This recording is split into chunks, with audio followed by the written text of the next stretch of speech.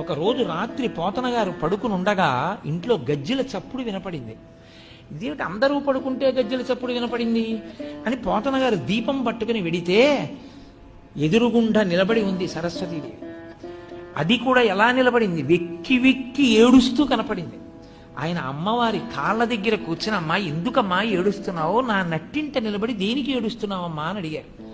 పోతన భాగవతాన్ని అంకితం ఇచ్చేస్తావా రాజులకి అని అడిగింది ఆవిడ. అప్పుడు ఆయన అంటే భాగవతం పోతన గారు ఆంధ్రీకరించినది ఎంత శక్తివంతమో మీరు చూడండి. ఇంత గొప్ప స్థితి ఏ భాషకుందండి తెలుగు భాష ముందు. సరస్వతి నిలబడి అడిగింది, ఏ భాషలో ఏ కవిని అడగలేదు, ఒక్క తెలుగు భాషలో పోతన గారిని అడిగింది అమ్మవారు. చెప్పుకోవడం చేతకాని తన మంది కాబట్టి తెలుగు భాష వైభవం ప్రకాశించదు. ఏం అక్కర్లేదమ్మా, నిన్ను పట్టికెళ్ళి అలా కర్ణాటక కిరాత కీచకులకు అమ్మను, త్రిశుద్ధిగా నమ్ము భారతి, త్రికరణ శుద్ధిగా చెప్తున్నానమ్మా, నేను అమ్మనమ్మా.